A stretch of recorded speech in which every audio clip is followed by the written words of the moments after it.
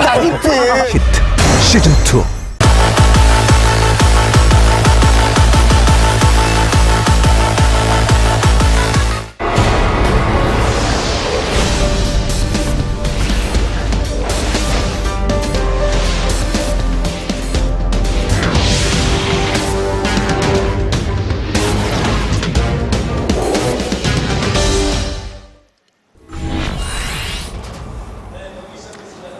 Down here in red, 1 life left in this tournament. It is ByuN.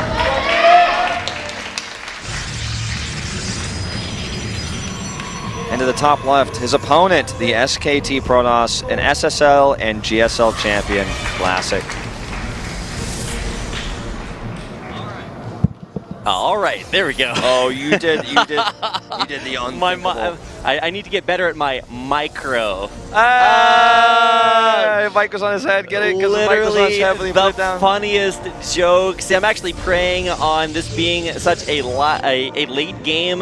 We've used up all our energy, and now everything is funny. Yeah, you know, like, you ever have one of those sleepovers at your friend's house where you're playing Super Nintendo, because only 90s kids will understand.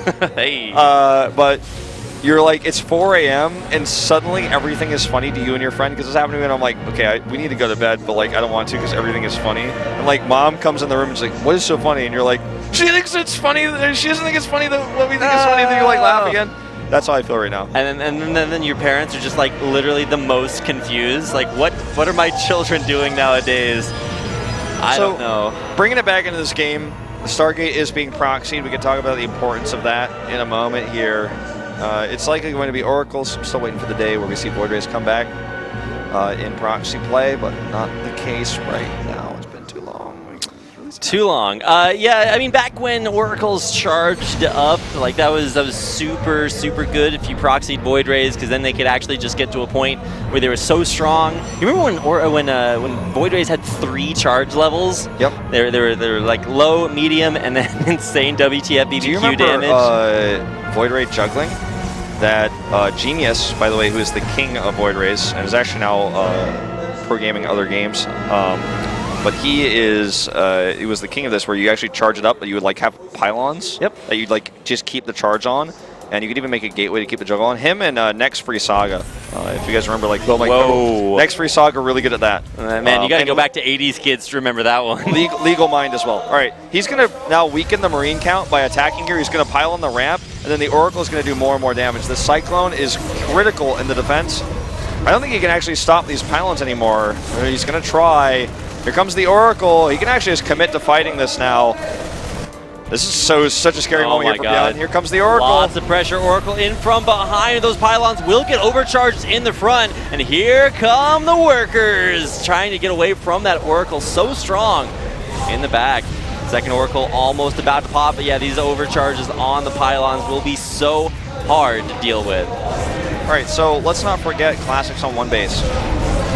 This, the control here from ByuN, the crisis management is really impressive and refreshing, but he's not out of the woods yet. All right, he does take down one of them, but here come the repairs. Not enough to keep that Cyclone alive. Not with the Marines here. Well, with the Marines here, you can actually, beat this away. We actually have figured it out. Gumio found out firsthand from Deer that 2 Cyclones will kill, or rather 2 Oracles will kill a Cyclone, even with a full surround and repair. He saves this, and, realistically, Rapid, I think ByuN we might be literally dead even right now, because he has 2 bases, he has double mules. We're just now seeing this Nexus made. He needs to keep surviving, like this push isn't over, but I think at this exact moment we are dead even between these 2 players. Like anything can happen here. A very strong rush, and actually a little bit of free workers here. Nice worker micro there to pick it up and save its life. Gotta be careful there with your Oracle micro. But 2 of them here continuing to stay alive, just barely saving that second one. Okay, there's a second Cyclone out now, so this should actually be the end. I think it's time to add a second barracks to get Stim, though, and maybe even an eBay. Oh, he's going for the snipe here. Can he get the vision? Yeah. Lock-on's long range, but it's not that long. And actually, 4th Oracle coming out. I actually used to cast with a guy named 4th Oracle. I'm not sure if it was because of this, but I actually just remembered that. He actually he was in the future and he watched this VOD and he decided to name himself after. Well, this is actually just such a strange build. You almost never see a commitment to this many mass Oracles just off of one starport. Let's see if he makes another one. Like, that would be crazy. If he does that, I'm like, well, you just have to all in with this. No. The Cyclones are so good versus this, and he's about to have Liberators. I don't know if he really should be making this many. It kills a CC. I'm like, okay. Like, okay, well, this is actually just so many Oracles. You don't ever expect to be able to deal with this one. Oh, and he doesn't even get the last one. That last shot, wow, that range is disgusting. He actually takes down 2. You might even want to upgrade the range for that with how much value There's he's still getting. another Oracle coming, Wolf. So yeah, he is going to do the attack I was talking about. This is very, very scary. And those Cyclones are actually going to just be worth their weight in gold at this point. Okay, let's see. What's this Liberator for? All right, just going to use it defensively. Yeah, definitely going to be a defensive one here with all these air units out and the potential of even there just being one Phoenix kind of risky. And much like inverse Marauders, Oracles do not shoot air. That's true. They are kind of inverse Marauders. Oh my god, look at how good these Cyclones are able to... Okay, well, just kidding. I'm actually kind of surprised that Classic is committing this much to this kind of push because he could just simply be advancing his tech while pressuring. And he's like trying to break the wheel of what we understand in this game. He's like, no, well, I could kill the Cyclones. I'm like, no, the Cyclone is like a counter to the Oracles. He's like, I'll make more than. I'm like, well, I mean, is this really what we should be doing here? Yeah, no, Marine Stim will actually just end your life here. You know, he scans for the kill, confirm, and he misses it because he gets out of range. But here's the Viking. Oh. And as you said, these Oracles cannot kill air. No, just going to try to get as much value as possible. But Viking will be able to take down one and just barely misses the second one. Ooh, not paying attention here. This is a good opportunity for Classic to end this game. All right, well, Snipes the Liberator. That's huge. Yeah, actually is huge. They're trying to block out that Cyclone with a force field. Will he actually get it? He does, but he loses a Stalker Fort, and every unit here is so valuable for Classic. No stim for ByuN. If Classic can hold on here, like, Stim isn't even started, so this is still an absolutely winnable game for either player. This push is really important. That medevac getting so much extra value for these Marines. The siege tank will have to be lifted. Here comes the Oracles. In from behind. They will die there from being focused by Marines, but that is going to allow Classic to hold this push. Yeah, and he will actually keep all the Stalkers alive. And ByuN is in trouble now. He doesn't have stim. He's going to have some siege tanks on the defense. Now, Classic has 2 choices. One is to do the safer thing and take the 3rd Nexus. The other one is to counterattack. He's going to take the 3rd Nexus and pressure. This is what I would do in this situation. You know that he can't pressure anymore. He's going to kill every single one of his army units. He doesn't have stim, and you know that too. So this is the way to just win the game no matter what. Don't even go to game 3. I'm going to the round of 8. That's what Classic, that's the choice he's made here. I was going to say, this would be like our 18th best of 3 of the day that went all the way, but a little bit of an overextension there by ByuN. And actually really interesting to see those, because there were so many Oracles built, finally coming in and being useful, such a threat there that they had to be focused down. Well, here comes in a Liberator. We'll see what this will do. Blink has not been researched just yet. There are no Stalkers at home. Okay, this is crazy that not even a single probe died there. Finally, Classic is on top of his great probe pulls management. this time. Yeah. That's actually like remarkable that 0 probes died, and it will continue to be the case. Blink isn't done, but he can just focus it down and only lose 1 Stalker. Yep. One Stalkerino does go down, but we're not seeing Classic actually just kill ByuN, even though he did fail that push. And that will give ByuN actually a little bit of a chance to macro back into the game, but he is still stuck onto base. I only have one thought in my head right now, which is like not really on topic, but like I was watching Mules take cakes. Do you know if the probes on the gold bases can take gold cakes? I actually don't know. Are the cakes different colors? I don't know. But like the gold base, like the cakes have to denote that they're gold cakes and not regular cakes. Anyway, I want to put that out there because somebody probably knows I'm going to tweet it at me, but I just couldn't get it off my mind. It's one of those things where, like, I know we're like in a really intense and serious game here, but that was the only thing I could think about and I had to say it. So now that I've said it, it's over. Oh, wasting a boost here. Looks like he considered moving out, but decided not to. My face when I boost, but don't actually leave the base at all. You just gotta practice cleaning out those thrusters. It's like when you clean your oven. You just gotta turn it on super hot and let it sit there. Well, this kind of boosting is at least legal in Korea. Oh my god. Now, Stim is on the way, and it's actually a miracle that Classic didn't punish him for having such a late Stim for longer remaining away is punished because he gets more tech and he has that third base. This will finally be cleared off the map as Classic continues his upgrades here. Stim, combat shields, concussive shells, they're getting closer. He's got triple Marauder production.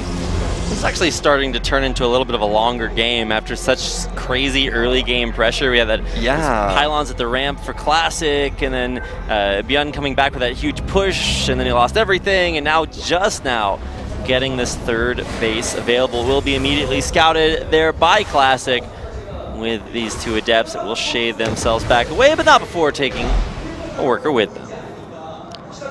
Yep, just one though, 1.5. The worker counter to the bottom left is like really says, I only show up with 2 die. Workers are discreet, Wolf. You can't have half workers.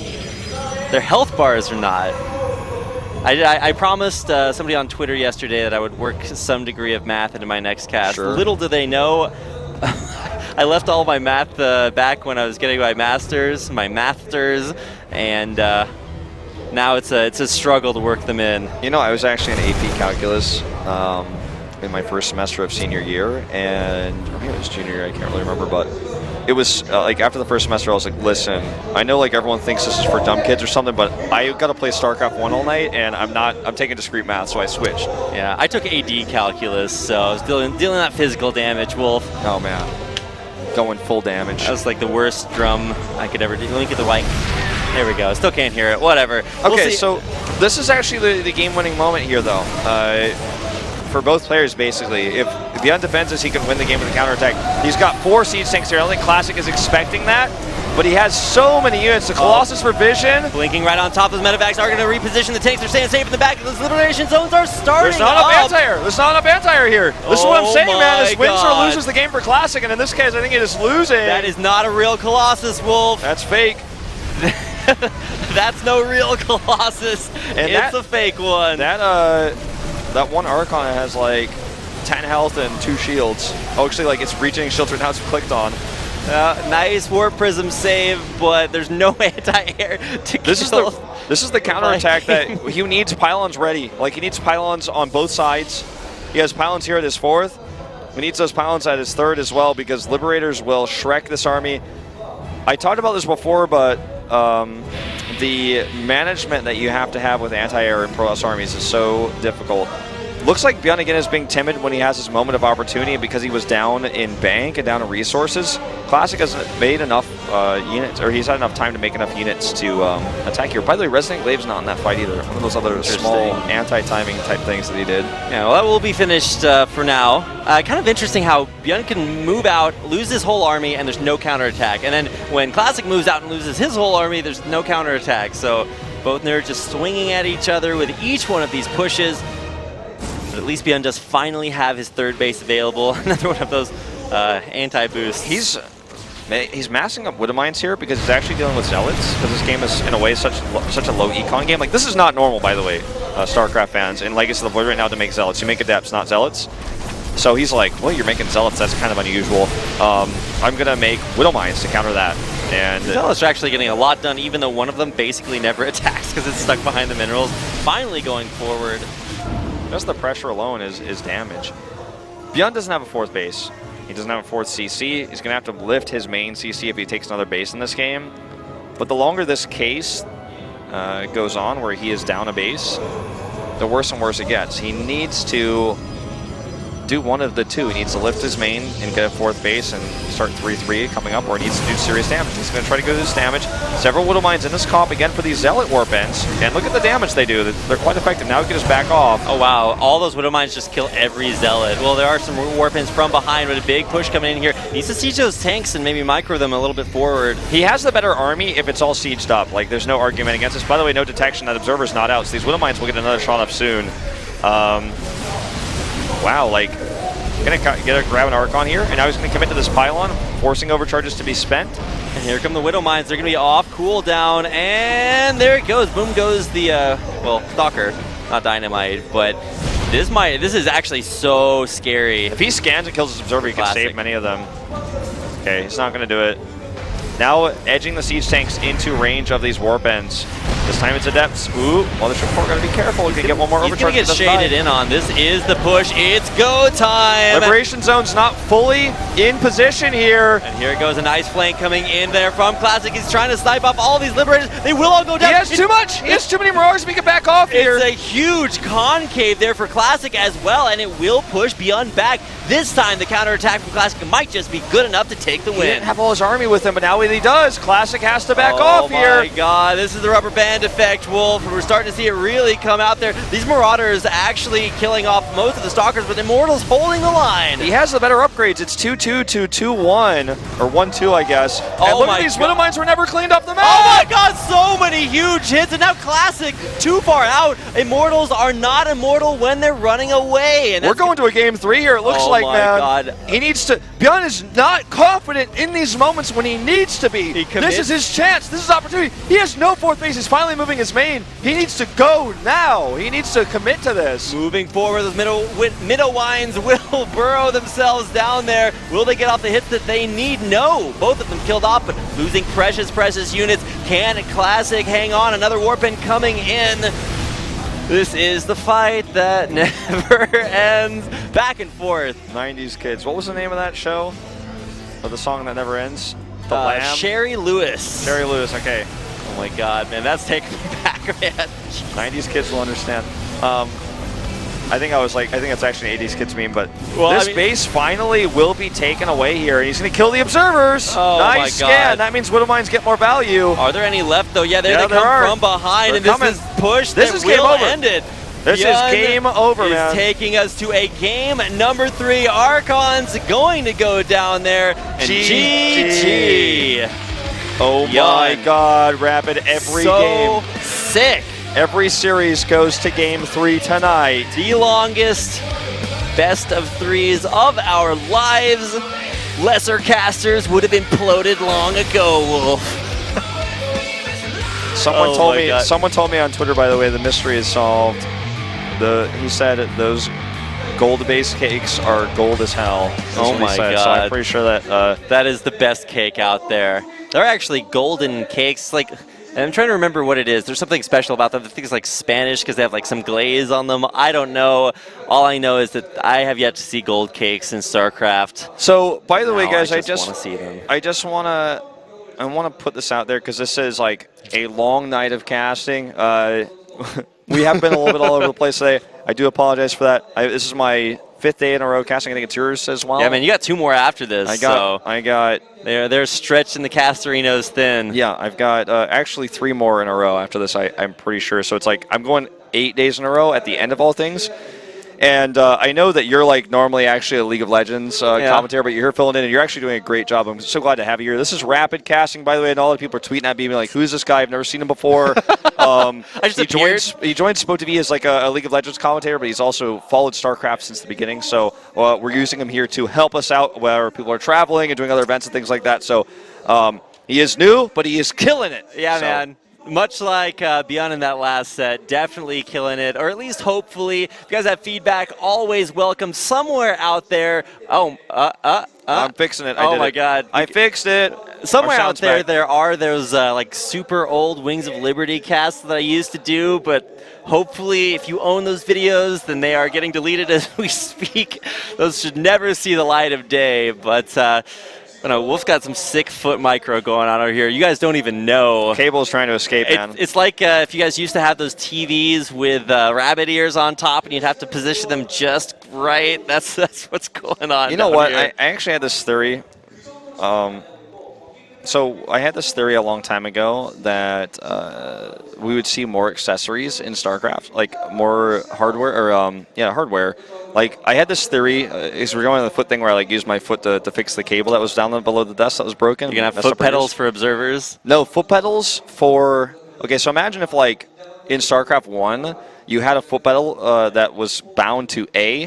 So instead of 1A, 2A, 3A, you 1 foot, 2 foot, 3 foot. Oh, look, I knocked the sound out again. But yeah, okay, it's back. So, but But I had this theory that eventually people would have like foot pedals or like something you could like touch your elbow with, because I'm like, listen, we only have 10 fingers, okay, with the StarCraft sections. There are no 12-fingered StarCraft players.